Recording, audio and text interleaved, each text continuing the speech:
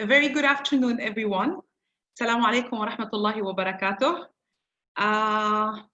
Wherever you're located, I know we have colleagues from different parts of the globe. So good afternoon, good morning, good evening, depending on which part of the world you are located in. I'm Dr. Nariman Hashhamu, and I'm the founder and the CEO of the Center for Learning Innovations and Customized Knowledge Solution. But as many would know us as CLIX. It's shorter, sweeter, and easier to remember. I'm delighted to welcome you all to our first panel of the In Conversation with CLIX series of virtual panels that we are organizing. Today's panel under the theme Leading Through COVID-19, Challenges, Opportunities, and Lessons Learned. That will be chaired by my dear friend and my dear colleague, Professor Yusra Muzouri, the Vice Chancellor of Muscat University in Oman. And that would evolve for eminent speakers and panelists that will share their insights and their experience, and that would be introduced later on by my colleague who will chair the session. The aim of starting this series of a panel discussion is really to share insights and experiences among leaders of higher education.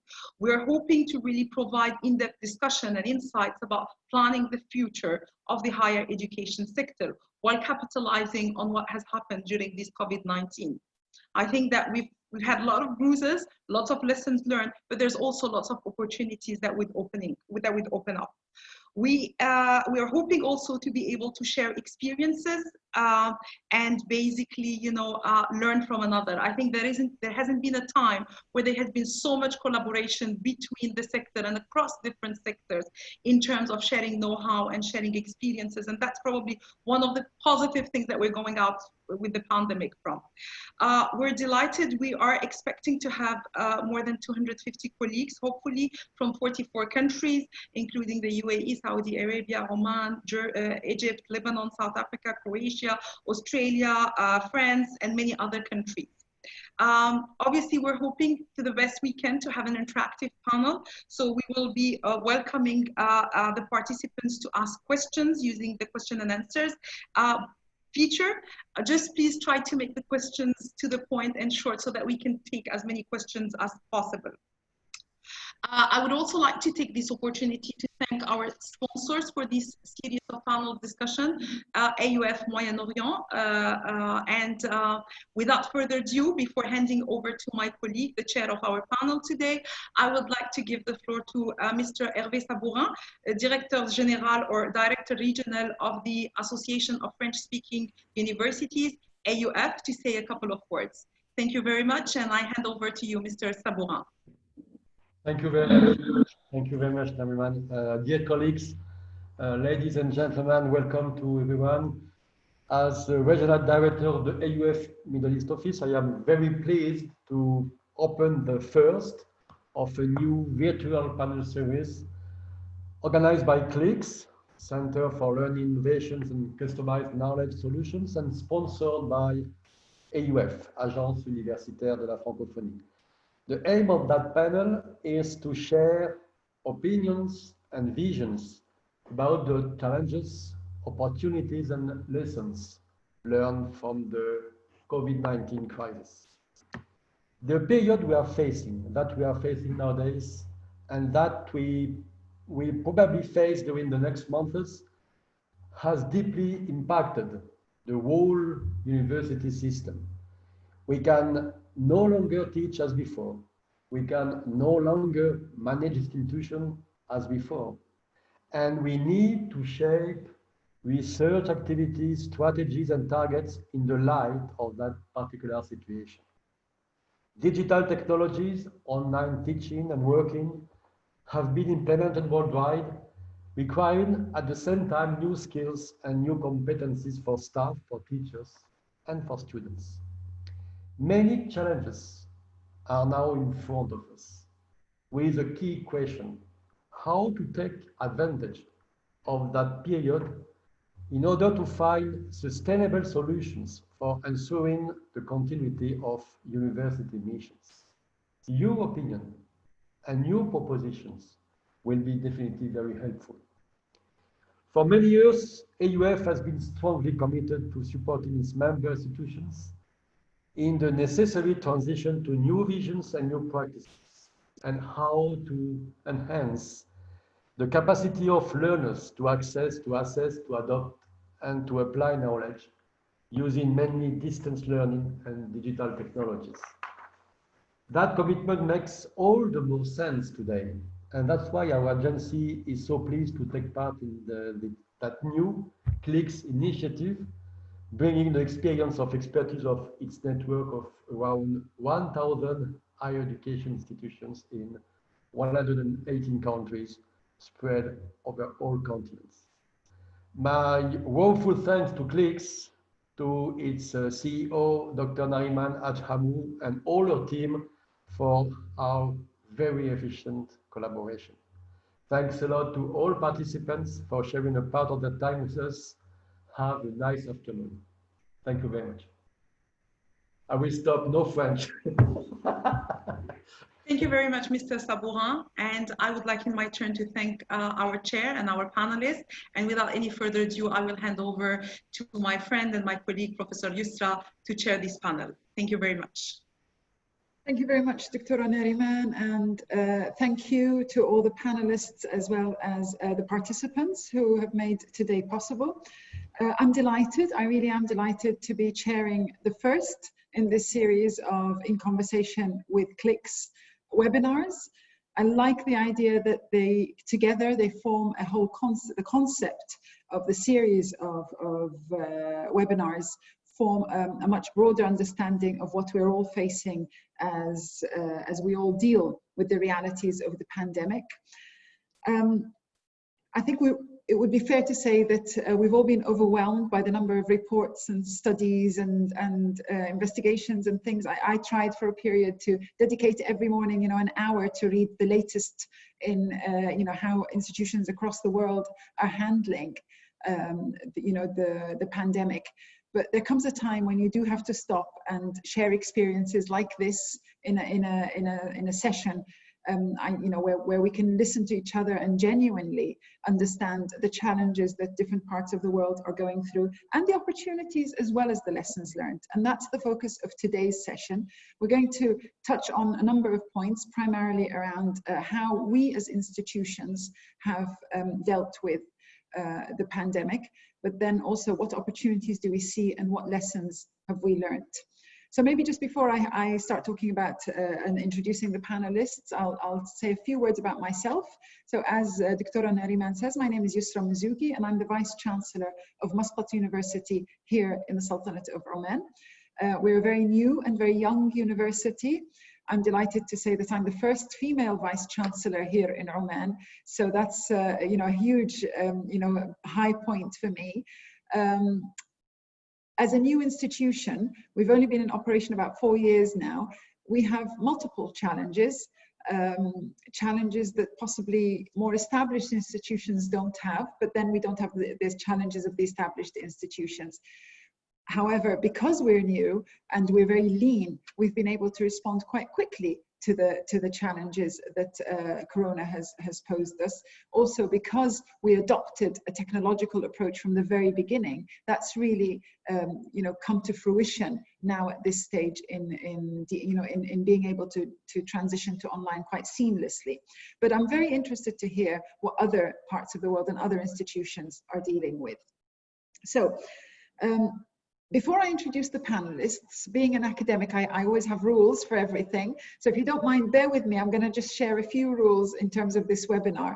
My understanding is that we would like participants to share any questions on the Q&A function rather than on the chat function, please. If we can have all the questions on the Q&A, I'd really appreciate it. No hand raising, please, because we won't be able to push the mic out to the audience. We'll be taking questions that are typed.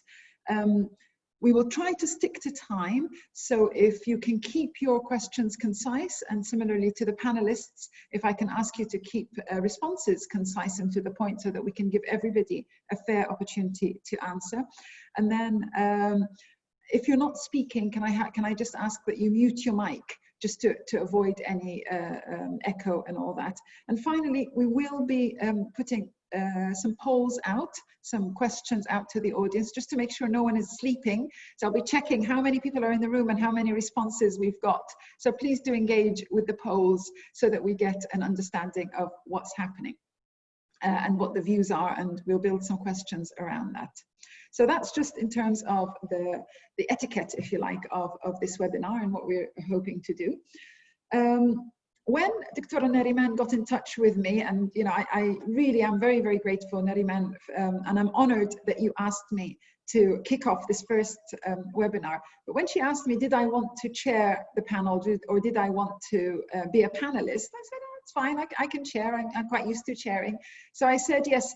At that point, I didn't know who the panelists were. So when she sent me the list of names, I thought, oh my God, these are very eminent, distinguished international higher education leaders. And, so it puts a lot of pressure on me today to manage this or to chair this discussion. But I also am privileged to be able to, draw on such wealth of experience from different parts of the world, from South Africa, from the United States, from Singapore, from the United Arab Emirates. So it really is a pleasure. And I'm going to ask each one of the panelists, please, to introduce themselves just very briefly, maybe 1 minute, just so that we can do this well. So I'm going to start with you, Professor Tawana Coupe, from the, as Vice Chancellor of the University of Pretoria, South Africa. Welcome. Good afternoon, and thank you very much to CLIX for inviting me on this panel. My name is Tawana Coupe, Vice Chancellor and Principal of the University of Pretoria, the capital of South Africa. We're a research-intensive university, 55,000 students, 112 years old, in the top 5 in South Africa, and in the 1.9% in world rankings. Fantastic, excellent. Thank you very much for joining us this evening, this afternoon. Dr. Abdulatif Shamsi, President and CEO of the Higher Colleges of Technology in the United Arab Emirates. Welcome. Thank you, Professor Yusra. Thank you for the introduction, and I would like to thank CLIX for this opportunity to discuss with the eminent speakers in the panel. My name is Abdulatif Shamsi. I am the President and CEO for the Higher Colleges of Technology in the United Arab Emirates. We are considered the largest higher education institution in the UAE. We have more than 23,000 students with 16 different campuses allocated throughout the country. And we focus heavily on the applied education. We deliver our undergraduate, mainly at undergraduate institutions, with a large focus on the applied part, the hands-on, and the practical part as well. Fantastic. Thank you very much. Thank you. I'll to Dr. Julie Festo, Vice President of Chippewa Valley Technical College in the United States. Welcome, Dr. Julie. Good evening, and I'm very happy to be serving on the panel with all of you esteemed educators. It's going to be interesting on how the whole world has approached this, this pressing issue. I'm currently serving as the Vice President for Academics at Chippewa Valley Technical College. We're an institution that is over 100 years old. If you're not familiar with the United States, we're located in north central Wisconsin between Chicago and Minneapolis. Again, serving about 20,000 students in 2-year programs. The highest degree that we award is the associate degree, and a whole range of programs very similar to my predecessor, applied learning in healthcare, business, manufacturing, agriculture, IT, energy and transportation, and then we also have a very large liberal arts transfer program as well. Thank you. Fantastic, thank you very much. And last but by no means least, Dr. Earl Lim, Vice Provost for Teaching, Innovation and Quality at National University of Singapore, NUS. Hi everyone, thank you for this opportunity. So NUS is now 115 years old. This is our 115 NUS year. And we had a whole bunch of very big celebrations which completely have been destroyed by COVID. We have 17 faculties and schools. We have 2,000 modules each semester. We have about 28,000 undergraduate students and about 8,000 graduate students. And NUS is very proud to have offered our students what we call continuing education and training or lifelong learning So anyone in the last 2 years who's registered with NUS, and retrospectively, for the last couple of years, all our students are offered 20 years to come back to university to do continual training. They are allowed to avail themselves of any of our courses for their upgrading. We have 17 faculties and schools, including music school. We're paired with Yale University and with Duke as well. And we have about 12,000 staff. So we have 50,000 students on campus. Yeah, so hi everyone. Thank you very much. Thank you, Dr. Earl. We have a wonderful array of experience and numbers of students and a range of programs being offered, both research intensive and applied and technical. So very interesting, and I think that this is what enriches the discussion. But before I start, so just for the participants to clarify, we're going to ask each of the panelists to share their thoughts, their initial thoughts with us.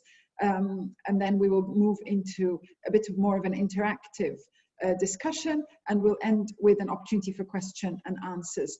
But before we do that, I would like to kick off with a poll question. So Elena, if I can ask you to please post the first poll question for the audience, and hopefully give them some time to answer. And you'll see it's a very simple question. How prepared was your institution for the COVID-19 situation? And I love technology. Look at that. It's all kind of, you know, moving around. And I want to see when we hit about 100 response. So we're getting, wow, somewhat prepared seems to be coming out quite a lot. Let it go for another maybe 5 or 6 seconds, Elena, and then let's.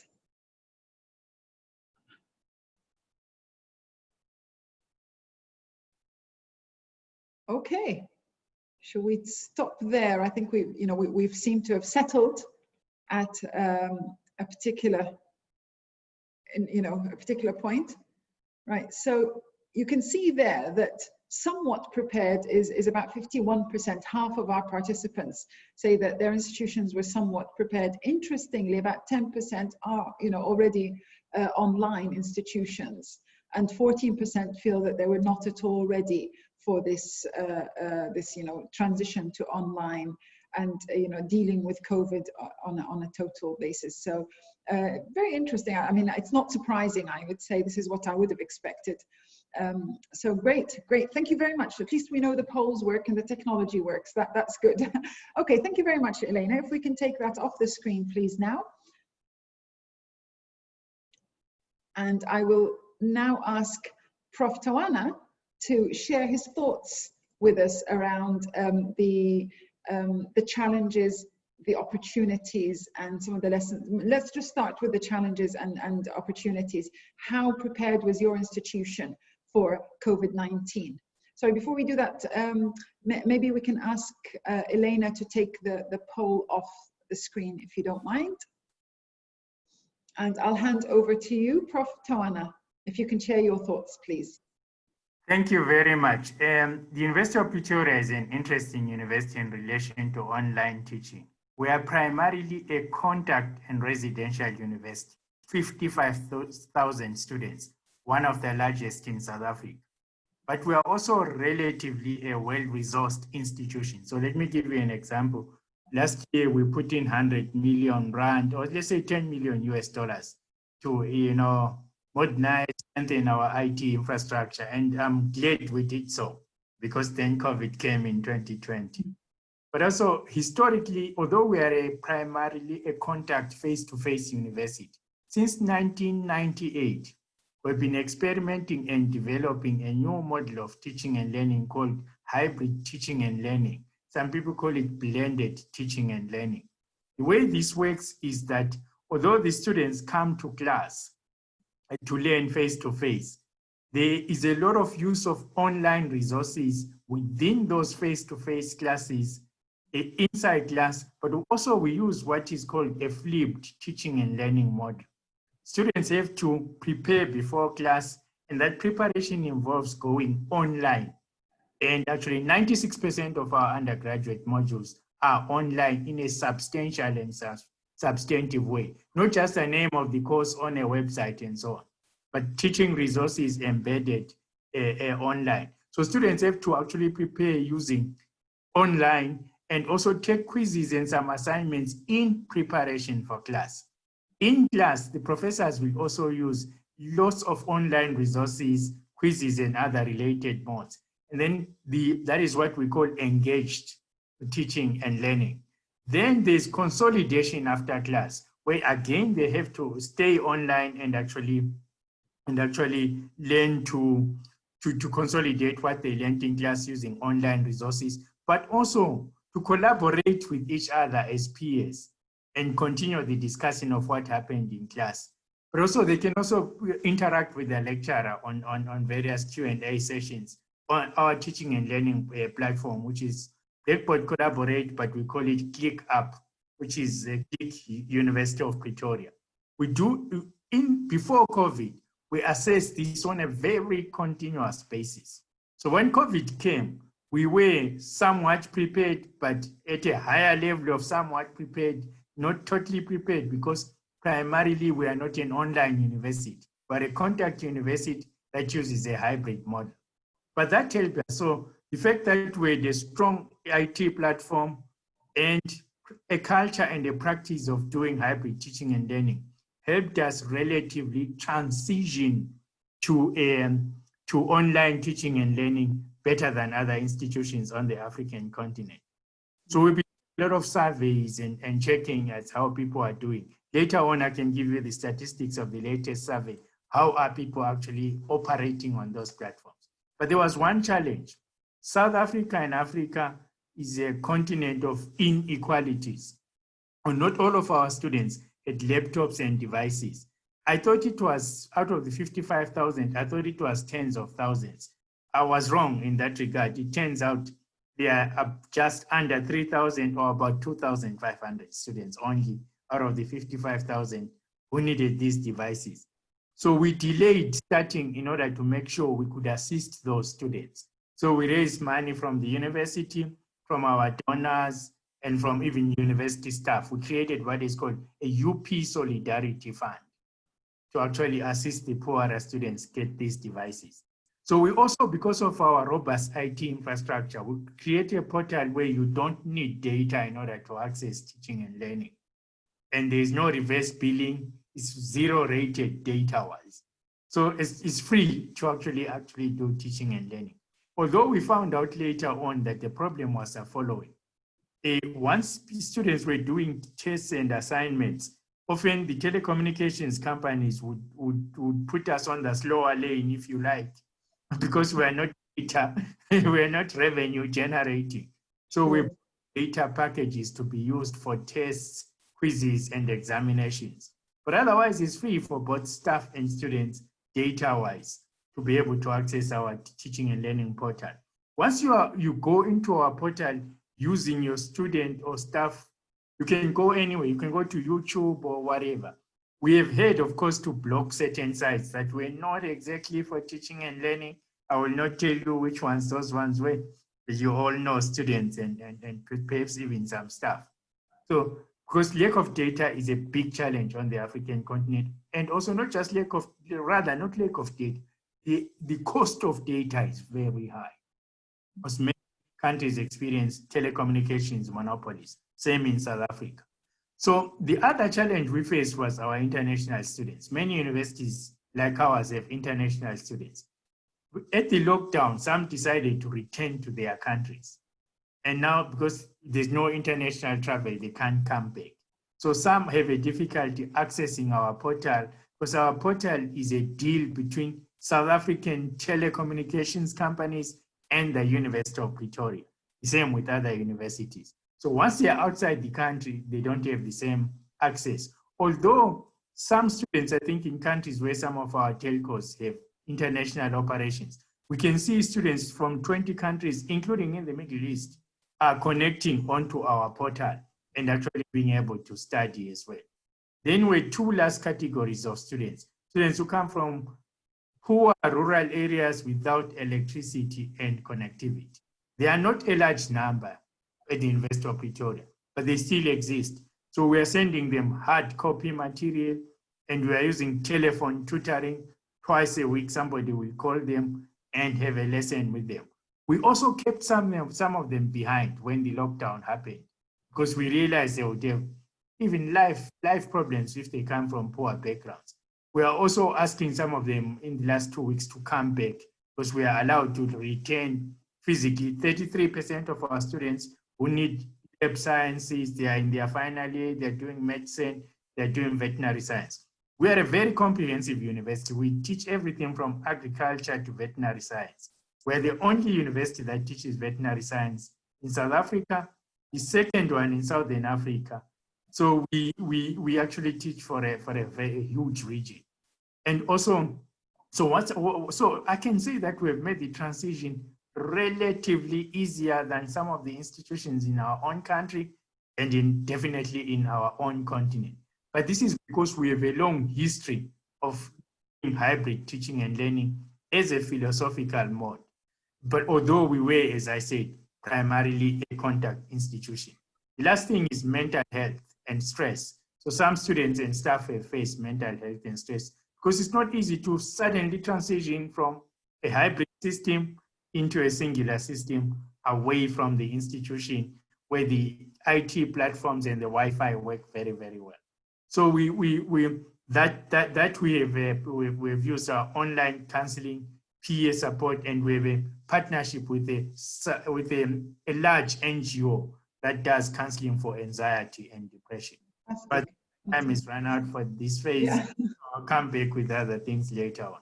Thank you very much. What an interesting experience. I mean, for me, at least, one of the things that's really caught my attention, this access to free data. Look, my background is very much in the UK. I've lived all my life in the UK, and now coming to the Middle East more recently, you realize the cost of data is actually sometimes prohibitive for some students from less privileged backgrounds. And therefore, having that is really because you can provide you know, laptops, and you can, but as long as they have a network that they can tap into and you can give them that access, that's really super. Thank you very much. What a very interesting experience. Let's try and compare that with the experiences at higher colleges of technology with you, Dr. Abdel-Latif, and maybe how prepared was, you know, what was the experience at higher colleges of technology, and you know, how do you rate your level of preparedness for this pandemic that we're facing? Okay, thank you, Professor Yusra. It's I would rate it within the 10%, 100% smooth transition, and I'll tell you why with numbers and facts. By the time we get the presentation and on, just to show some figures into that, I would like to say that the technology has been embedded into our education system from the very, very old days. Since the invention of TV, since 1954, we've been using TV as an educational tool, and then with the internet in 1992, it's becoming more integrated into our teaching and learning. And of course, in 2007, with the iPhones and iPads, it's become more and more interactive rather than one way of communication. So technology has always been integrated into our education system. Now, what we have today, and I think COVID-19 provided us as educators a golden opportunity to prove what we've been advocating for. What do I mean by that? That how can we use technology to become more closer to the Z generation, who are more of a tech savvy, and how they are more excited about learning. And we don't, because we as educators, we still kind of follow the traditional way of delivering our instructions. We've been pushed, in fact, and accelerated many of the new methods and ways of teaching rather than the traditional way. So if I can go through quickly this presentation I have, I don't know if Alina was able to upload the presentation. Okay. Our transformation happened in the next slide, showing a chronological summary of what we've been doing. So if we go to the second slide here, since the announcement of COVID-19, fortunately we had between March 4th and 5th a pilot phase before we go into a break to go in a full-time online delivery mode. That was a good opportunity to see where are the gaps are. So when we come back on the 22nd of March For the 7 weeks, we were able to deliver a full online education. And online is blended, like what Professor Tawan was saying. It's already been embedded into our education system. But when you go in a full-time and online mode, I think that also presents some kind of a challenge. And the next slide, what we have showing, because we are the largest, on the side before, yeah, we are the largest higher education institution in the UAE with 23,000 students. We've been monitoring how our students coping with the online. And we've been surveying our faculty and showing an overall satisfaction of 85%. In fact, what's interesting, when we start measuring the satisfaction of our faculty, it started with about 70%. On a weekly basis, by the end of this second term, we found it pushed up to about 91%. And the reason where our faculty become more and more comfortable about using the online tools, becoming more engaged. For our students was from the beginning. Our students were so excited, it's convenient. They open their laptops early in the morning. Their instructors are on their laptops, live, engaging. But also students, they start to realize it's a serious business. There are exams associated with that. Projects need to be submitted, homeworks, and that have also pushed our students to be more and more engaging into our programs. We deliver about 70 programs, different throughout 16 different campuses. But let me show you some quick results. In the next slide, through those 7 weeks, in fact, of delivery of online, we have delivered 1.4 million hours of teaching and learning online for our students. We had so many, those numbers considered to be one of the largest globally, to be honest with you. But what's more interestingly, because we provided PD hours, because we know always the challenge is to bring our faculty up to date, we've been introducing e-teacher certification by Blackboard for the past 2 years. And that's what made it an easier transformation. So we had about 55,000 PD hours been available for our students. Interestingly, we are fortunate in the UAE because it's a very well known globally. We have a very strong and solid IT infrastructure. We had almost a very minimal issue when it comes to the network and data being available for our students.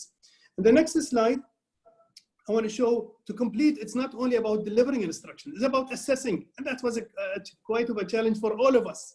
How do we get the validity, the credibility of our assessment program? So we have came up with different strategies for assessments, but yet still examination and testing was part of it, where students have to sit in front of their laptops being recorded, all those sessions. So we have achieved about 4 million minutes of recorded online assessments.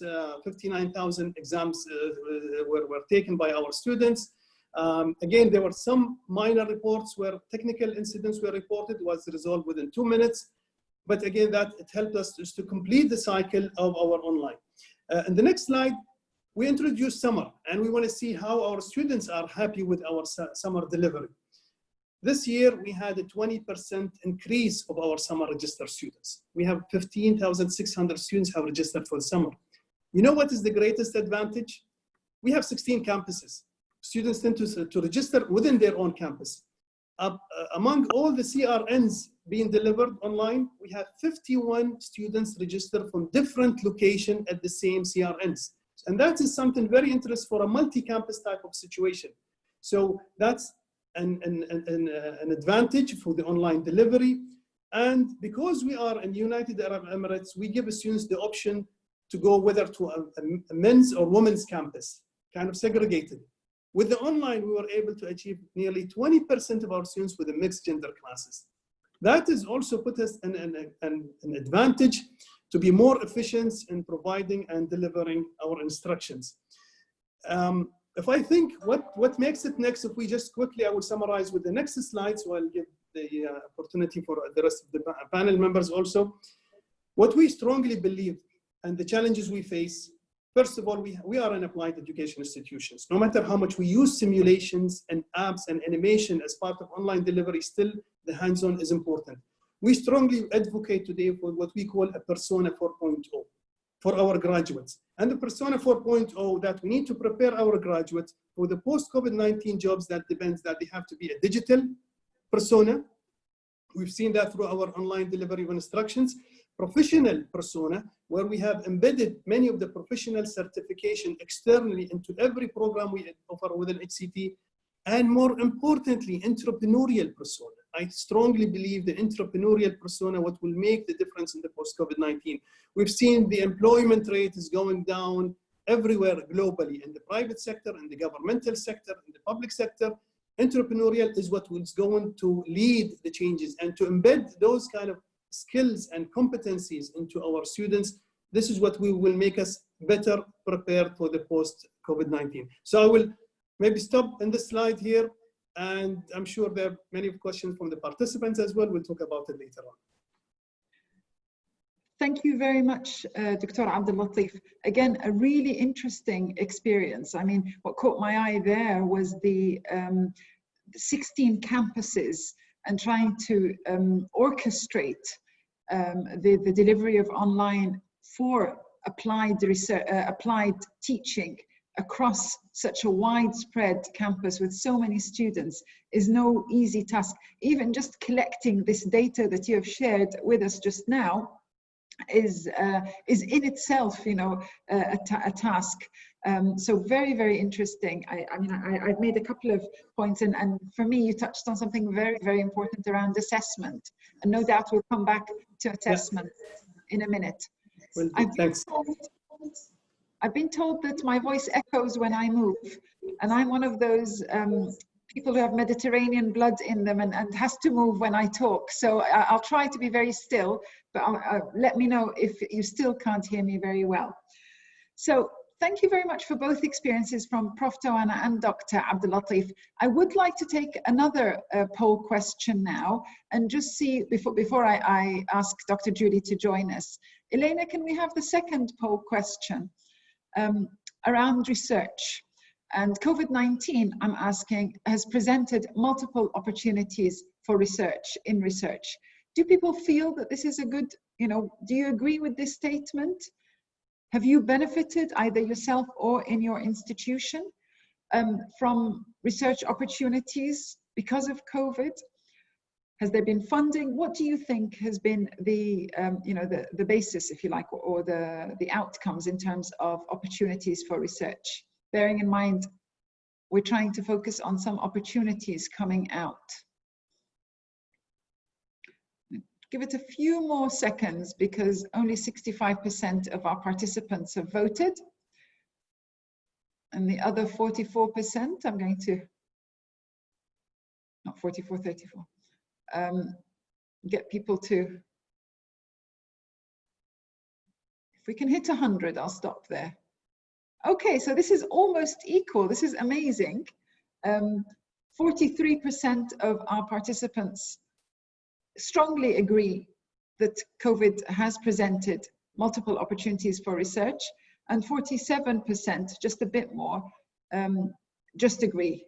So if you add those two up, you've got a very, very high percentage of our participants saying that they strongly agree or agree with the fact that COVID presents opportunities in research. Only 10% disagree and 1% strongly disagree. So really, really interesting, an obvious commitment and a view that research has really taken off because of COVID. So that's an excellent result. You know, we're all very, as academics, I think we're all very keen to see more research opportunities being made available. So thank you very much for your responses there.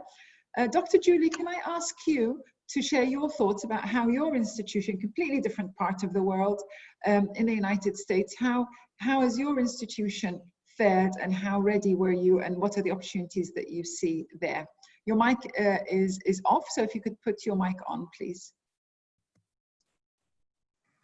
Well, thank you. And although we are clearly in a very different part of the world geographically, I would say our approach was very similar to the two previous approaches that we've heard. I would characterize our institution was somewhat ready for the transition. We certainly knew it was coming, and we kept telling our faculty, it's coming, it's coming, it's coming. And finally, as in the other two cases in mid-March, that is when it actually came. So all of our classroom and laboratory instruction was moved to remote delivery. We used our mid-March, basically the time when the students were on spring break, to make the transition. So when the students came back from their spring break, everything was done remotely.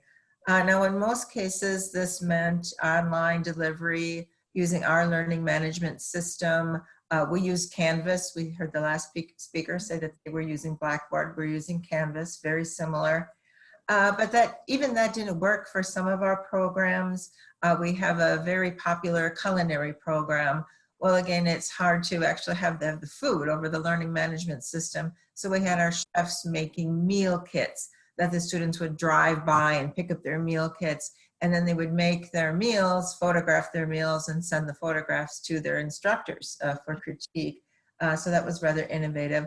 Same approach was used with our cosmetology students because, again, it's not so easy to give someone a hairstyle online. We moved our student services, our administrative services, and basically all of the employees were working remotely. All of our buildings were pretty much in lockdown mode with the exception of maintenance, security, and the two kind of drive-up programs that I talked about. Certainly, before COVID, we had many online programs. We had more than 20 completely online programs. Like the first speaker, we were already doing a lot of blended instruction, which at our institution we call My Choice. So the students have a choice to come to class or to be online depending on their schedule and other responsibilities. But we did find that when we went to nearly 100% online, that there were issues with access. We are located in a very rural part of the United States. We're not really close to any major cities. So we did find there were students that didn't have, and faculty, and actually, that didn't have very robust or reliable internet access. And we didn't have a clear government solution as well. Certainly some of the internet providers did step up and say they would give discounts or free data to teachers and students. But again, not all of us are using the same internet provider. So it was very difficult. We actually had parking lots and other public spaces that was said, internet signage here. So we had many students, not only at our institution, but at other institutions, doing their homework in their cars, in their parking lots, just because we don't have a national structure for data, as was mentioned by the previous speaker. Again, like the first speaker, we did receive some government funding. We also used funding from donors and our Student Emergency Fund to try to deliver a technology, whether that be a laptop or a hotspot to a student in need. But it was a challenge, and we certainly found out, we always had heard, well, not every student has technology, not every student has robust internet access, and we found that was indeed the case. Certainly our government did come through with funding called the CARES Act, and that helps us to improve our capacity for delivering remote learning. It also helps to assist students with any financial hardships that they've occurred during the pandemic. So we have been taking advantage of that funding to ensure that we will have a better student technology, faculty technology, PPE for our medical training programs going forward. We did bring students back this summer, as again, some of our programs in the manufacturing and healthcare areas really couldn't be delivered completely online, and our accrediting bodies and our state licensure in some cases required so many hours of hands-on practice. So we are up and running on a very limited term this summer. All class sizes are smaller than 10 students. We're having social distancing. All of our students, faculty, and staff, if they're on one of our campus, they must wear a face mask. And in preparation for fall, we are requiring that every student have a device that's appropriate for their program.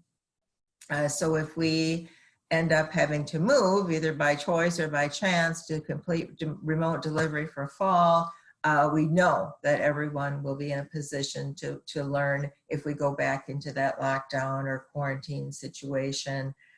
I think we'll talk about this later in the panel, but certainly lessons learned, some bruises and bumps along the way, but many, many opportunities. And we've certainly heard from students, faculty, and staff that we're learning from this experience, and we only hope it will improve our quality as we move into future terms. Thank you. Thank you. Thank you very much, Dr. Julie. Thank you again. Extremely interesting and insightful set of experiences there.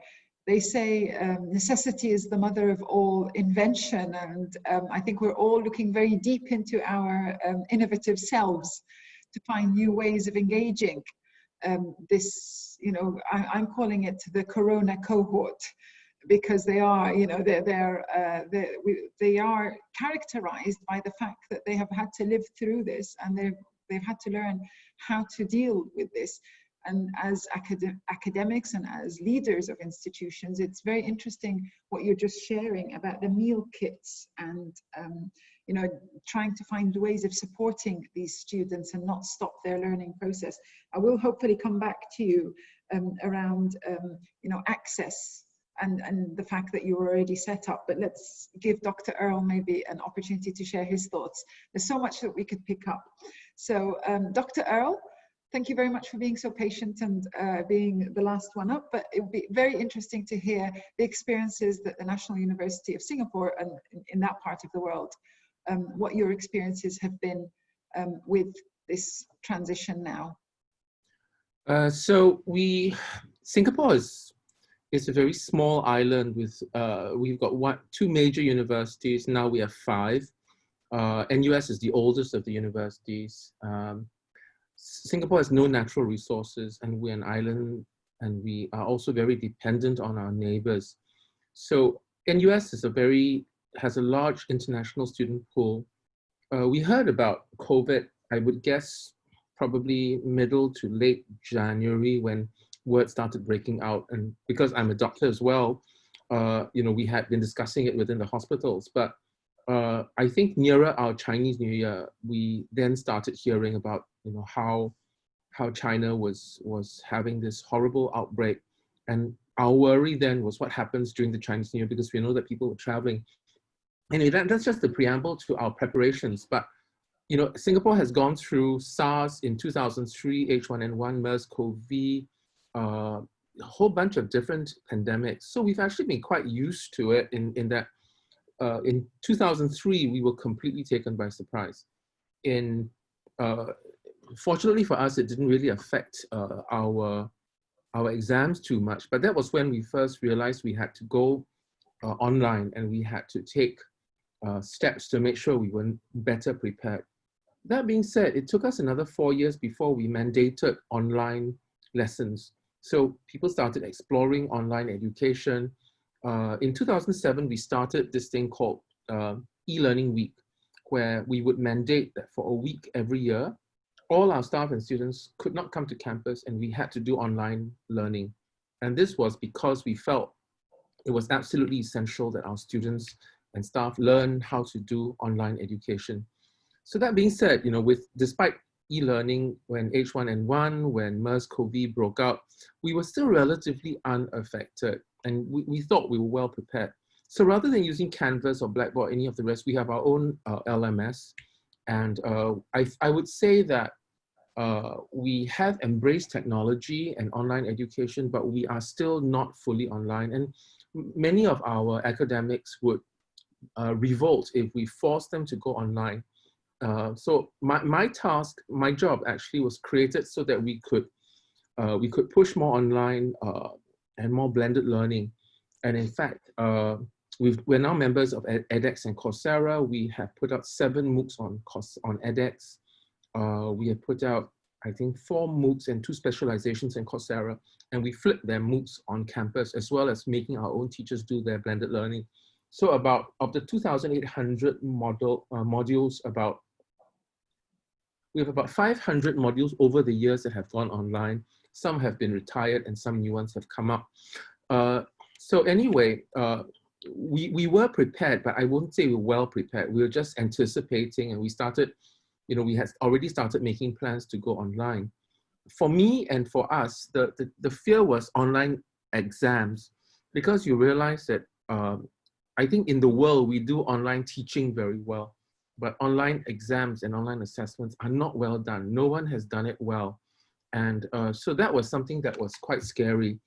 We started going from green to yellow and then orange. And when we hit orange, that was the DORSCON. We were quite worried because suddenly we had 3 weeks and our effective lockdown came about.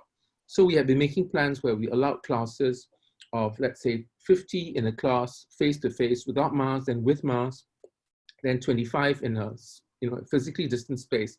And suddenly we were saying, no, you can't do that. Everyone goes online. So this was with 3 weeks to go, and we had to then plan our exams. Proctoring Solutions had been looked at since early January, but no one was offering a reasonably priced, good, reliable solution. ExamSoft, which does Exemplify, had been planning their proctoring solution, but it wasn't available in Singapore. So everybody who was jumping on the bandwagon to offer us proctoring was offering it to us at great cost, but there was nothing that assured us that it would be well done. So my team came up with our own proctoring solution with Zoom, with external cameras and a second device. And we actually used Exemplify, as well as some of our other online tools. And we ran the exams quite successfully. Before we started planning for the exam, we had 2 minor cheating incidents, which created a furore within our Singapore community. But fortunately, once we started proctoring and we planned for our exams, we had no major cheating incidents, 1 or 2 minor complaints. And when everyone goes online, you can expect somebody's going to do a little bit of cheating. But we essentially planned and we taught our teachers. We had our teams from the Pedagogy Center as well as our online education center create teaching modules, webinars. We had multiple sessions. And then for the exams, we had multiple helplines, Microsoft Teams, help groups, etc., so that the exams went fully online with almost no glitches. I'll say though that our glitches were entirely outside NUS. So when we were running our exams on ExamSoft, Exemplify, we reached out to all the partners, ExamSoft, Zoom, everyone, and we made sure that they were aware we were running exams during these 3 weeks and they had to be on hand. Things that were horrifying for us. We had planned Zoom proctoring, and 1 week before the exam started, Zoom bombing happened in America and then in Singapore. And suddenly our ministry banned Zoom. And so you can imagine my fright, because I had already made all these plans for Zoom and that wasn't allowed. So I then arranged meetings with Zoom in America, in Taiwan, etc. And then having got their assurance that they would help us, sit with us through the process, they worked with my team, and then we went back to the ministry and said, look, we are very sure this will happen without any incident. And so we managed to get things done. So I'm ending here, but I'll just tell you that really COVID, when I was discussing it in our senior management team, we were saying that COVID is like an extinction event. If you think of the meteor strike that destroyed the dinosaurs, this was it for the world. I mean, Avianca, the Venezuelan airline, has almost gone bankrupt, if not for being saved by the government. Hertz, multiple car companies, etc., are going bankrupt. In fact, in Singapore, many restaurants are going bankrupt. And we said that if we do not change, our universities in Singapore, in the world, will go bankrupt. So in fact, Australian National University was just announcing its, I think, 50 million debt or something, and it had to be built up by the government. We made sure that we looked after our students. We made sure that business went on as far as possible. We didn't throw anyone out. In fact, we continued education online. We even looked after our students and brought them back to campus so that they could do their quarantining on campus. So for us, it was a test of our ability to survive. It was also a test of our relationship with the community, and we made sure that we triumphed. I wouldn't say we did everything well. We relied on technology a lot. We had, you can imagine with kids, on campus. We had students who tried to run out of the dorm rooms and mingle with each other. And we used technology as much as possible to prevent that. So I realized I'm probably at the end of my 5 minutes, but I just wanted to tell you that our plans were not just for online education, online assessments, but included research opportunities, included even quarantining and ensuring our students that anyone who comes on campus has no fever, has no symptoms, and is safe and has done the declarations. So we came up with multiple online tools, apps. We came up with all kinds of things like even a Bluetooth tracking device. Once you come near another student or a teacher, you're automatically recorded as having been in contact so that if you get someone who has the disease, you can immediately track them. I'll end here. Thank you. Thank you very much, Dr. Earl. Thank you. Again, an amazing experience, obviously very technologically ahead and lots of utilization of technology. I mean, I love the analogy you just used about the meteor effect and the extinction of dinosaurs. You know, it is very much about the survival of the fittest. I'm an optimist. And I like to think that if universities have lasted for the last 1,000 years, that we will collectively work together to ensure that we hopefully last the next 1,000. But you're right, not everybody will last. And we have to be very careful as to what are the ingredients that will make for a successful institution going forward.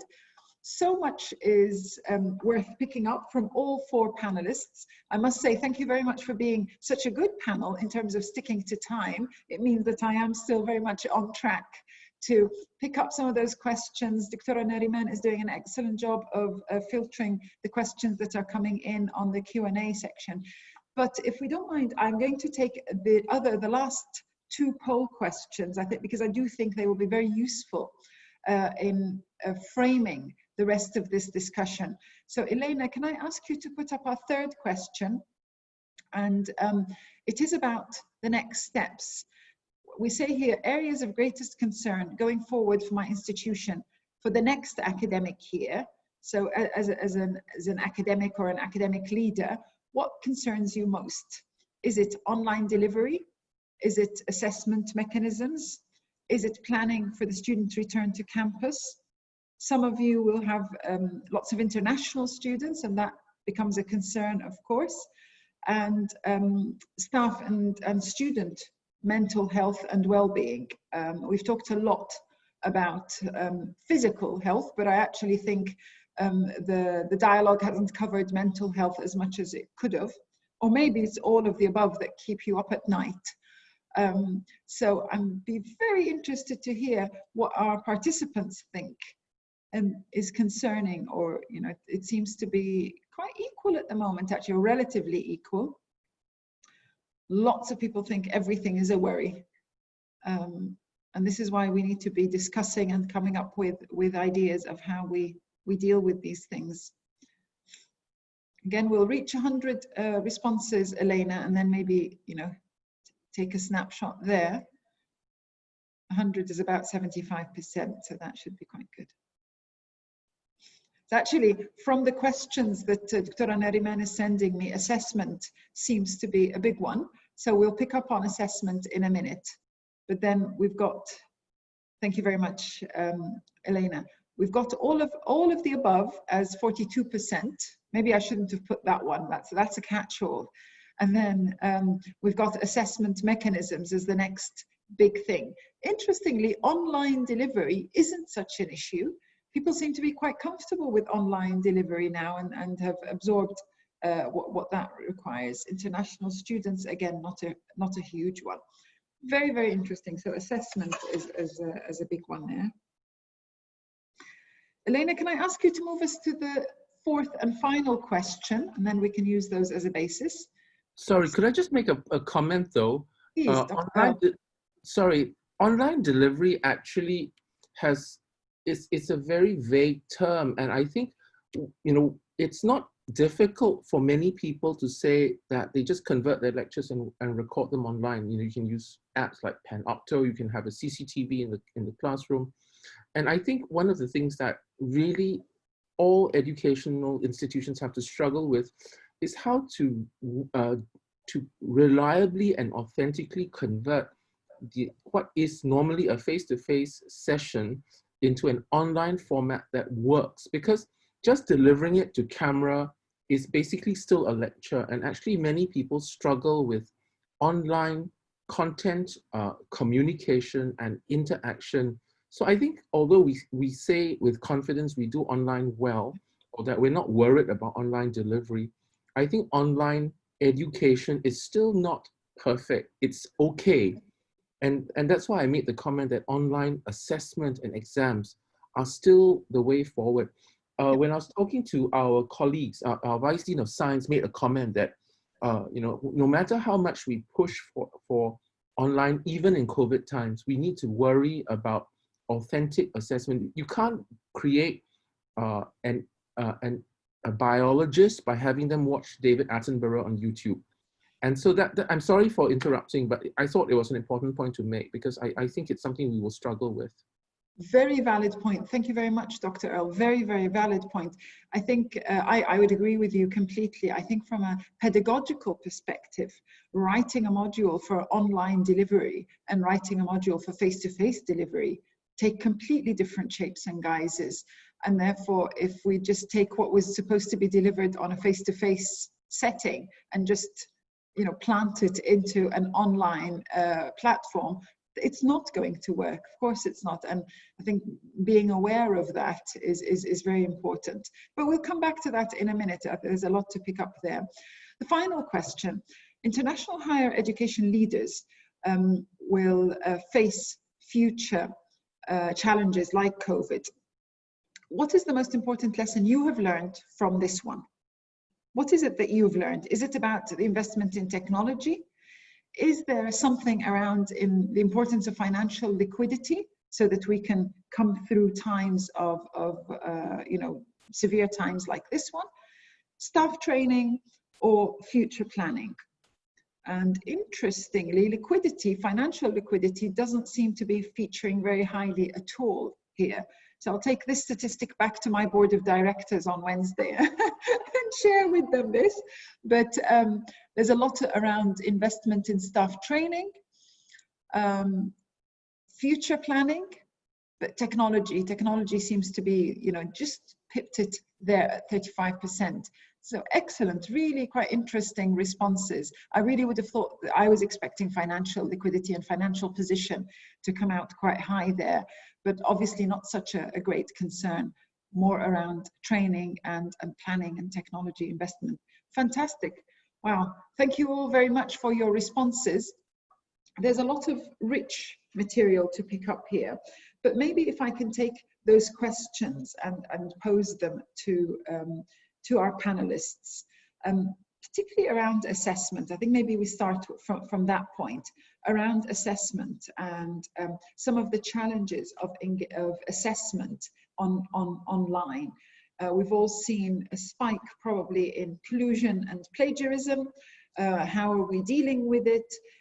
How are we engaging students so that they are aware of a changed assessment method? Maybe can I ask you, Dr. Julie, for your thoughts on this? What are you doing in the US? Well, this certainly was an important consideration as we moved, particularly our traditional classroom and laboratory programs, into the remote delivery. In fact, it was probably one of the first questions faculty asked: how will I be able to give secure exams? In the past, in the previous world, we had assessment centers on our campuses where students who did need to take a particularly high stakes exam or a licensure exam could be proctored, live proctors in an assessment center. Well, that was no longer going to be the case. What we did, and I had to smile when I heard the professor from Singapore, is Zoom was initially one of our solutions until our CIO banned us from using Zoom because of the Zoom bombing and the security risks. So there we share a similar experience with that. We did settle upon a product called Respondus Lockdown Browser. Is it perfect? I don't know. It's been a while since I've actually been in the classroom using it, but it is one that our faculty, our CIO and faculty development team agreed that would be appropriate. So that is the solution that we settled on. Thank you. Great, thank you. To give secure exams, although there certainly are a number of similar products available in the US. I haven't heard, I haven't really talked to many faculty that had any real issues with it or problems with it. I'm sure as the faculty start to return to campus, we'll get more feedback on it. But I really haven't heard much positive or negative at this stage as the spring term has recently ended. We did have some faculty and some programs that really said they couldn't do those final skills checkoffs or exams in any kind of online way. And we respected that. And so we did, as soon as we were able to bring students safely into our campuses, again, using all the social distancing and all of the hygiene protocols, we did give skills exams and those types of things for our healthcare, our manufacturing programs. Thank you, Dr. Julie. Thank you very much. I wanted to take that same type of question to Dr. Abdel-Latif, if you don't mind. Given the emphasis of higher colleges of technology on applied learning and technical, how were you able to transition to online assessment? How did you handle online assessment in such an applied setting? I strongly believe today, as we are becoming more and more innovative of delivering our pedagogy through the online, like what the Professor Earl just, when he said, how do we define online? By the same token, we should be also offering our assessment in different ways and different approaches. We have to depart from the traditional way of thinking that I have to bring students to class with a piece of paper and sit in front of me to answer that piece of paper. That's, I think we need to change. We need to always think in a situation of the students. This is a Z generation. They are tech savvy. They are more engaged with the technology. Now we know 85% of any job depends on the skills, not on the knowledge. That's extremely critical to think. It's how you find the information, how do you put it, how do you answer. The assessment, we make it open for our faculty. Things of different alternatives. By the way, one of the good practices I will encourage all university presidents, vice chancellors, is to teach. I teach during the summer. I teach because although I've been teaching for 20 years, but teaching fully online makes you as a leader to learn what challenges faculty will face. I mean, changing to an online will create some kind of fatigue because it's not just posting your PowerPoint presentation on a laptop screen. That's not the way it works. Coming up with a creative, interactive way to engage students, offering quizzes within the same lecture in every lecture that you deliver. There are many different ways and tools of assessment that need to be embedded today, and we have to come up with a creative way. Yes, with what Julia just referred, we use Lockdown Browser. It is a good way to monitor students technically, and it's been helping us to do that. We record all those sessions. We know today students are smarter than us to find a way if they want to cheat. We had students in some of the lectures connecting with China real time, taking a photo of their exams from screen, sending it through WhatsApp. They bid, by the way, for answers in China. They send back the answers within less than 5 to 10 minutes. And you send them a payment through PayPal. Now, there's many innovative ways to cheat if we want to. So that's why I think thinking differently about assessment is extremely important, and think differently about delivering our education system. For the past 5 decades, our education system is going almost the same, by the way. Yet we find what we pay for tuition, it shoots up 14 times as much what we used to pay 5 decades ago. Yet we still earn for that degree or that credential that we think it's what makes us a different, or give us a better job opportunity. Today, we realize jobs does not depend on your bachelor degree or your associate degree or any diploma. It depends what skills you obtain. Now we find companies recruiting many of our graduates during internship without waiting until they get an offer for they complete their degree. Why? Because they are creative, they are skilled, and they think more of a, like what the Z generation is more creative in their offering and their solutions. Yeah. It's a skill-based, and I think our approach need to think, but let me conclude with this thing. What we've done in the past semester, we offered the opportunity for students to change in their final grade from a letter grade to a pass, no pass. That itself made me more comfortable in making an assessment like an open lab and explore, because I will not punish the students because we have changed the method, the way we assess them.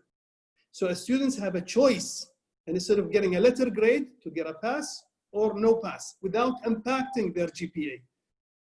With this opportunity is available, it's an open lab for us. It's a chance where we explore many different ways and strategies for assessment, many different tools, without punishing our students at the same time.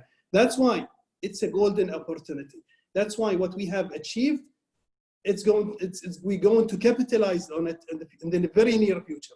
Our learning when we go back in fall is not going to be the same way we taught 3 months ago. Definitely, 100%, everywhere, in every country, in every organization. Yes, absolutely.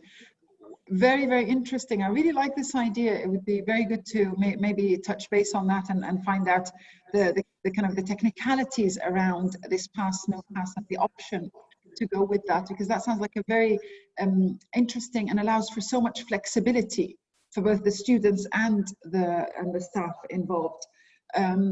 There is a lot there that we do need to come to grips with, and I completely agree with you around the skills and the importance of skills for the future. When I was doing my degree, it was a different world than what my daughter and what our kids doing here in the universities.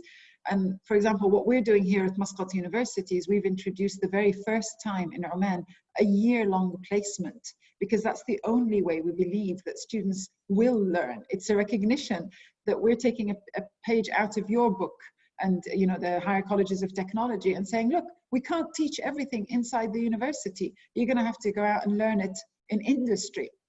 How you assess that then poses the next set of questions and how you deal with that. So really very, very interesting and insightful thoughts. In terms, I'm trying to keep an eye on time. We still have to take. We're very keen to take questions from the participants. There are lots of questions coming in, but I would like to ask each one of you just one less than a minute. What is the one lesson you have learned from COVID? Just in short, sharp terms, before we move to the Q&A. What's the one thing you've learned as a leader in your higher education institution? What's the one thing you've learned? And Professor Tawana, you've been very quiet. You've put your camera off, so I'm going to start with you. What's the one thing you've learned? Your mic is off, so. Sorry, I lost your question when the mic was transitioning. Sorry? It went off a little bit when you were asking me. You said, what's the last event?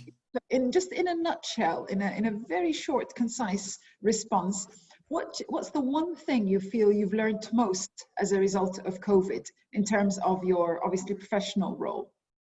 No, I think that we are able actually to transition in an unprecedented, unexpected event.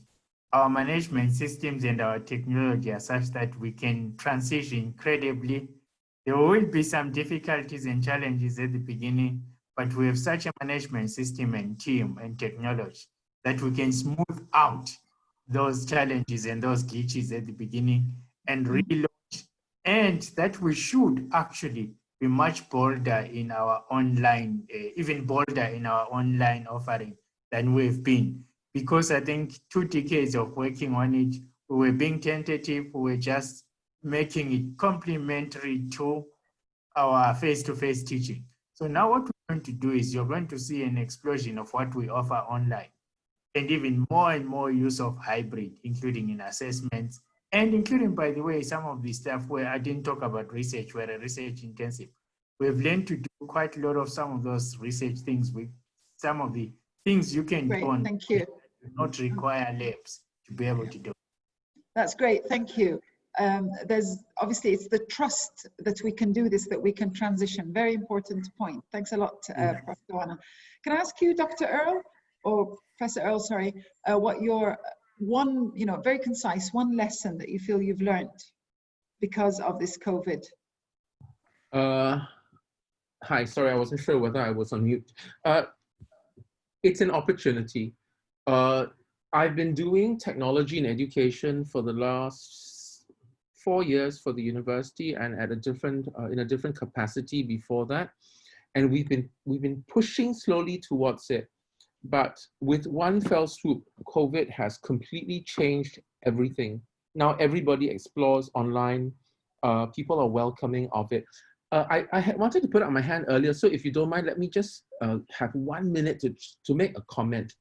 So now many people jumping on the bandwagon of MOOCs, etc., online, edX, Coursera, Udemy, you name it.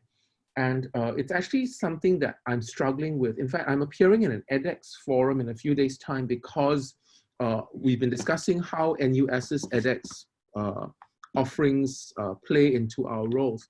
So, if you think about it, all universities are now exploring an online presence. They are also exploring online degrees, online masters, micro degrees. NUS is also exploring bringing in MOOCs, etc., into our courses so that our students can avail themselves of these opportunities, not just for them to explore and to add on, but we are going to eventually even explore having part of these MOOCs by reliable, good universities to supplement what we're doing. For example, out of 160 MCs or modular credits, you might Sorry, take...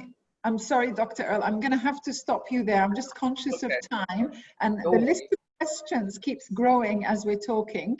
So I just need to make sure I cover both Dr. Julie and Dr. Abdul Latif, and then we take questions. Can I make my point in 10 seconds? Please. Sorry. Okay, so the point is this. What does it really mean? Because you don't want it to be that you offer all these things, at the end of it, the employers don't appreciate it. If it doesn't count for anything, what are we doing? So that was the point I wanted to make. And I'm sorry for dragging this up. No apologies, no apologies needed. Thank you very much. Dr. Julie, as concise as possible, what have you learned? I'll make it very simple. I think we really learned the value of collaboration. Often within institutions, especially with ours, a multi-campus institution, we really were existing in silos, and suddenly we weren't. There was this sense of urgency, and we saw leadership working with faculty, working with student affairs, working with our faculty developers, working with our IT operations staff, and again, just having a very rapid response.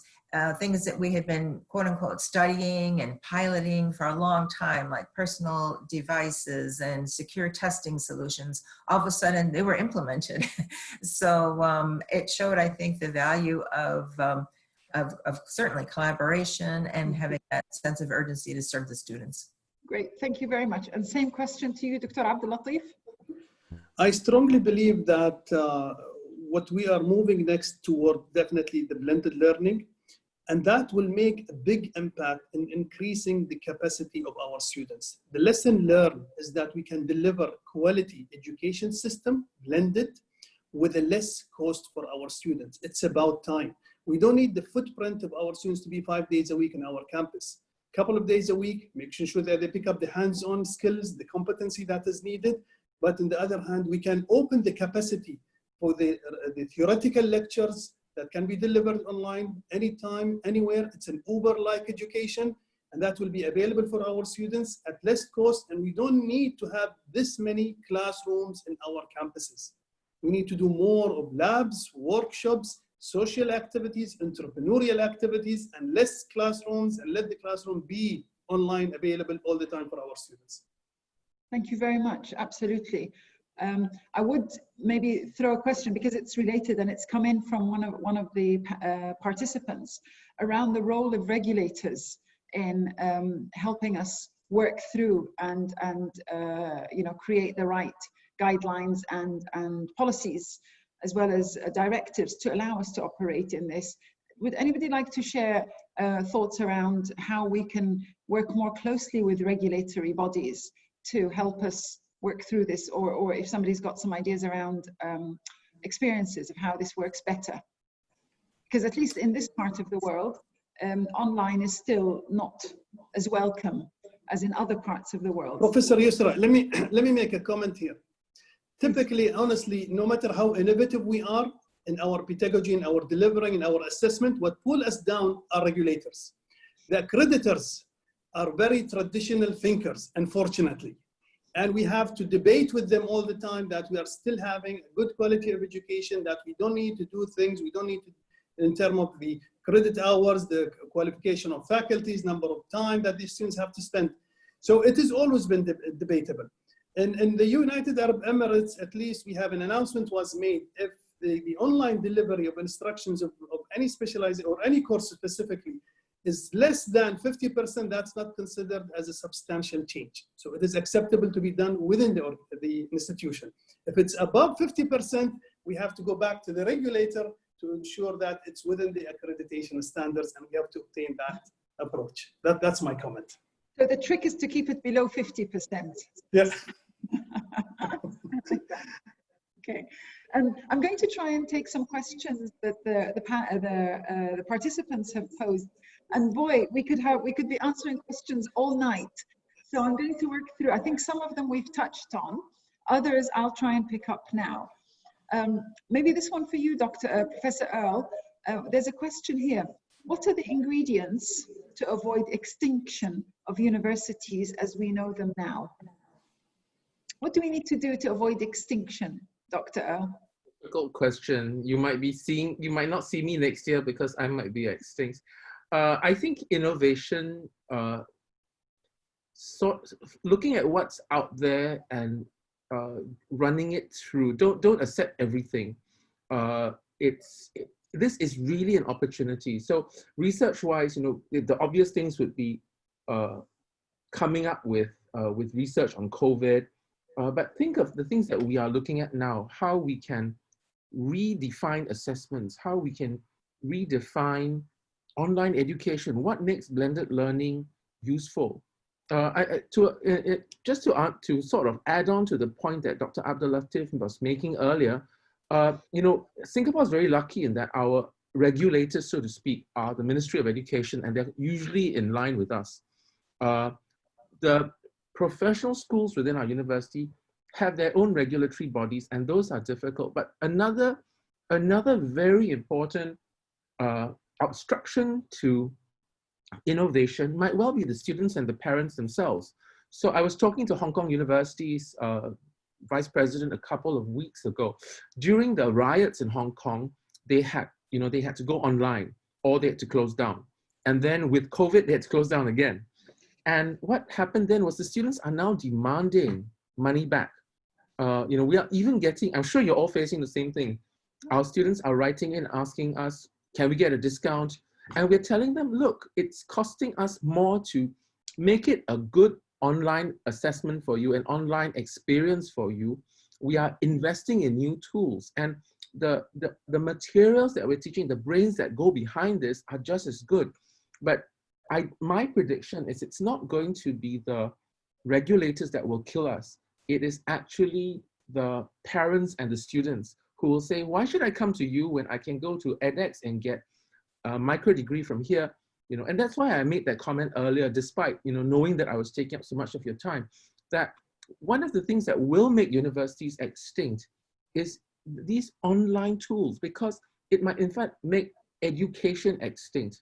Because now students will say, why should I come to your university and pay X $100,000 or X tens of thousands of dollars when I can go online and get a degree for less? But the question is, what does that offer you as opposed to a traditional university? And it's interaction with someone who is a leader in the field, interaction with peers, building communities. These are things that we offer, right? So thank you. I think it's an opportunity for evolution. Yeah, thank you. I mean, that's an absolutely very valid point, and it does actually lead me very beautifully into my next question, which is around universities are not there just to provide the knowledge. As you say, in today's world, the knowledge is available, Google, edXL, Coursera, you name it, I can go and get this knowledge. I don't need you to tell me this knowledge.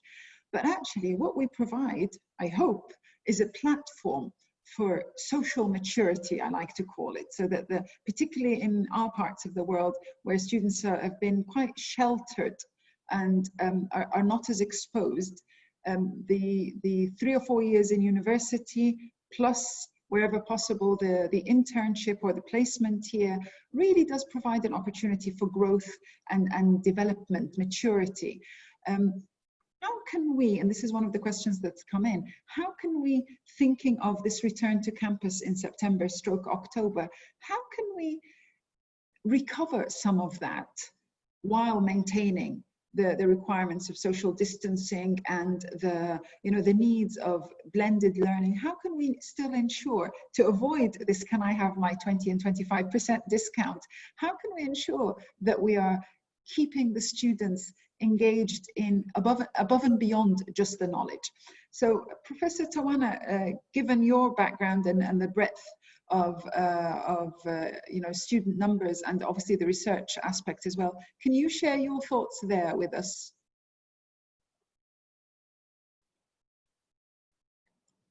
Prof. Tawana, can you hear me? Maybe he's fallen off I can't hear him. So can Sorry, Professor Yusra, I think we've lost Prof. Tawana. We're trying to contact him. So okay. Just in the meantime, somebody else could take the question. Yeah, I was going to say, Dr. Julie, would you mind sharing your thoughts on this?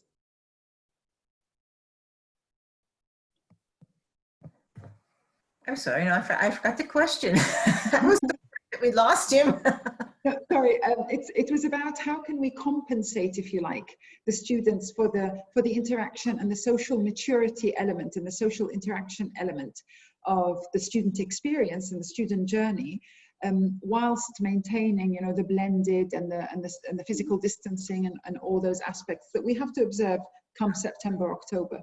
Certainly, and I think a lot of what my colleague from the UAE said earlier would apply. Being strategic in our use of the campuses, not bringing students in just to listen to lectures, but their time on campus, they're engaged with each other, they're engaged with employers, they're engaged in the community.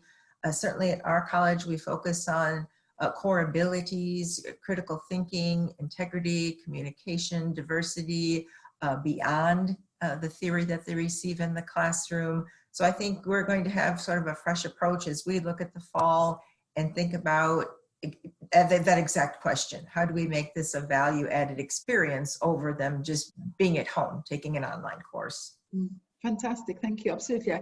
I think every minute counts is going to be the mantra going forward, and downtime in universities is probably not a good thing now because we do need to be engaging them in a different way, absolutely. Dr. Nariman, how am I doing for time? My watch says just before 6:30, 6:29. We okay to go on and take some more questions? Or I mean, if the panelists and the participants will be available for another 5 minutes, maybe we could extend for 5-6 minutes more, because there's a lot of questions coming in. Yes, I know. Well, okay? Professor Yusra, if you don't mind, let me also a little bit add to what you just asking about and engaging our students when they come back to campus. One of the things we've been thinking about within the higher colleges of technology is not only about offering online classes. That's why we introduced the DigiCampus concept. A DigiCampus is where a lot of activities we can, because the students have missed from campus, from coming physically to a campus, they can still get those kind of services online. For example, different type of esports activities, e-competitions, counseling, whether it's career or social, e-volunteering activities where students can contribute to some of the content, some of the graphics works that they can count volunteering hours for it. Many activities that we find thousands of students really we're very happy because of the lockdown situation. If we go back and ask our students today, if you have the luxury to do an online attending classes, without the lockdown, we will find many of the students are so happy to do that. But one thing we have to remember, maybe the under-satisfaction of some of our students because we coupled the lockdown with the online instructions.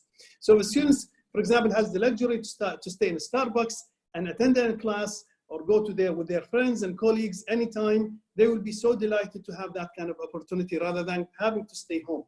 Coming back, definitely during the fall, those activities will be recovered. And more, the way we see future campuses will shrink in size because we will reduce our classrooms and offer more labs, more workshops, more social activities, students to get with their peers, with their colleagues, do projects, for example, again, entrepreneurial activities, start their companies, for example. That kind of activities will happen more in our campuses in the future.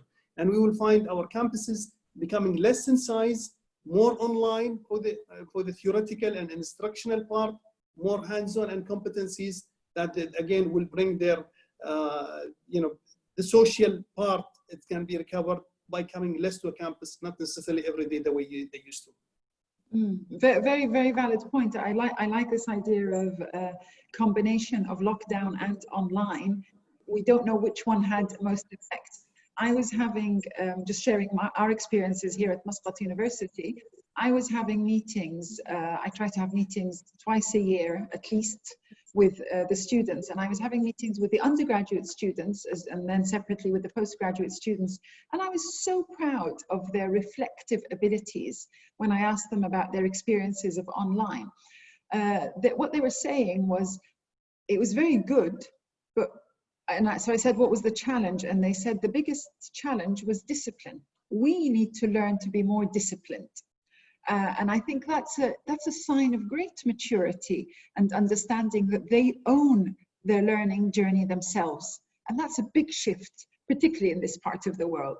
The fact that you own your own fate, you own that learning experience is a very, very important mental shift before anything.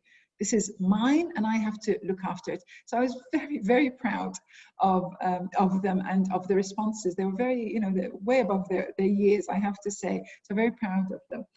I'll take one more question because I do think we haven't covered it, and then I think we will have to wrap up.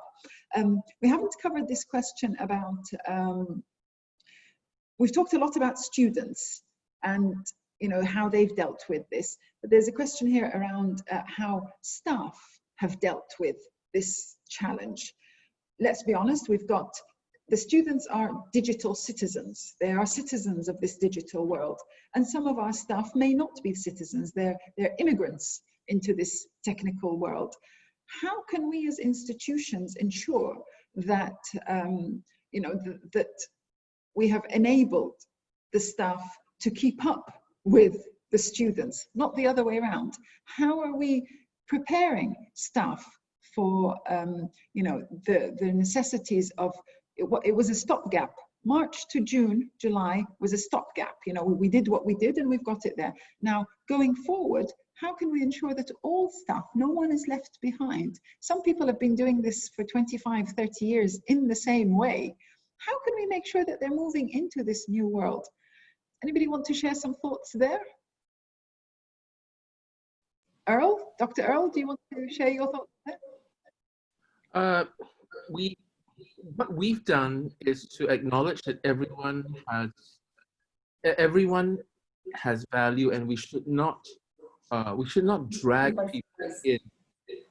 So if you have people who are very loath to do things online, we actually have make it as easy for them to do these things as possible. We provide teaching assistants, etc. I'll say that COVID has been amazing in that it is the great leveler. No matter what you do, if you want to be relevant today, you have to go online. Look at Zoom. I mean, when I first started doing these things, I hated the idea of appearing on a Zoom meeting. I felt it was so unnatural. And then we started having these face-to-face and Zoom meetings. And in fact, that is now the basis for our new normal. So, we've just come out of lockdown and we are now arranging for people to come back to campus come August. But one of the things I'm mandating is that no matter, even if you have a face-to-face component, we're going to end up having some kind of online presence, because you can imagine how if you can't come to campus, and you're sick, you will still force yourself to come. And the last thing you want is to make someone who's sick come. I mean, as a doctor, I can tell you I've run clinics despite being horribly ill from the flu. You know, I wear a mask and I still see my patients. And now the new thing is, no, I don't come. I get someone else to run the clinic for me. Because if you really are sick, you might pass it on. So one of the things we're doing is we're actually going to redesign our classes to have cameras. We're training all our teachers to run face-to-face plus online classes with Zoom. We're even planning to look at all the spaces on campus and get our architecture and sustainability team to look at how we can make it as natural as possible. I mean, I used to complain that I traveled too much. I would be going from one meeting to another. And actually now, you know, with Zoom, you never need to travel again. But I'll tell you something, having been in lockdown for almost 2 months, I'm dying to travel. I mean, even if it's just to go across the border to Malaysia, I'm looking forward to it because I can't do that now. If I leave, I'm in quarantine for 14 days. I go out for 2 days. I come back, I'm in quarantine for 14 days again. So all these things are, you know, we have, whether or not people are ready, we have to change. And I think that is the message that should be made clear to everyone. COVID is the great leveler. It has changed our lives. And, you know, after this, no doubt we'll forget that COVID ever happened and we'll just move on and go back to normal. But there will be another one sooner or later. You know, goodness knows which part of the world it comes from. And if we're not ready with the thing, we'll be again caught unawares and trying our best. So I really should shut up because I tend to always talk too much. Thank you very much, Dr. Earl. Thank you. I mean, I think obviously I'm conscious of time and I know we have to wrap up. I've been trying to think of summarizing this. What, you know, there is so much. Dr. Nariman, I think you have to extend your sessions to about another 20, just the fallout of this, this session. There is so much that we have touched on. There's a lot more that we haven't touched on. But I think for me, the big takeaway is that actually, as you say, Dr. Earl, it is the great leveler. Whether you're in the United States or whether you're in Singapore, whether you're in Oman, whether you're in South Africa, China, the United Arab Emirates, we are all facing the same challenges. And actually, what was very reassuring for me personally was, irrespective of the size of the institution, we're a very small institution. Here we've got institutions that are very well established, hundreds of years old, with lots of students, lots of campuses. But you know what? We're all facing the same challenges, but we're also all can avail of the same opportunities. And this is where the strength of the institution, the resilience of the institution, the sustainability of the institution is really going to shine through. And you know, we're going to really see some very different ways of working. I don't think we'll go extinct. I think we will survive in a different mode. We will be looking back on the days when we used to travel to conferences. You know, what was all that about? Why did I travel to the UK 8 hours to do an hour's speech at a conference? Where's the logic there, you know? So I think all that will change, and for the better. It's much better. So there's a lot there, so many lessons learned, so many lessons shared. Thank you all for your transparency, for your frankness, for your open-heartedness. Thank you to the participants for the wonderful questions. I apologize, I haven't been able to pick up even maybe a quarter of them. There are lots of questions there. I hope that we've covered them somehow through the discussion. Thank you very much, Dr. Nariman, and all colleagues at CLIX. Thank you, Elena, for facilitating and helping us arrive at such a wonderful session. It's food for thought for all of us. I will end by saying stay safe, stay innovative, I think is the next stage. And just a reminder that same time, so 5 o'clock, not now, 5 o'clock on Monday the 29th is the second in the series of In Conversation with CLIX. And we'll be talking about planning the new normal. How has the pandemic changed HE? So it's almost a continuation, hopefully, of today's discussion. So it is planning how we're going to look like in the next 12 months, 18 months, the new normal, and how this has changed how we operate in HE. I look forward to seeing you all there next week. I'll definitely be there. Thank you very much, Dr. Nariman and colleagues. Special thanks to the panelists and to the participants. Have a lovely evening, and looking forward to collaborating with you again soon. Thank you.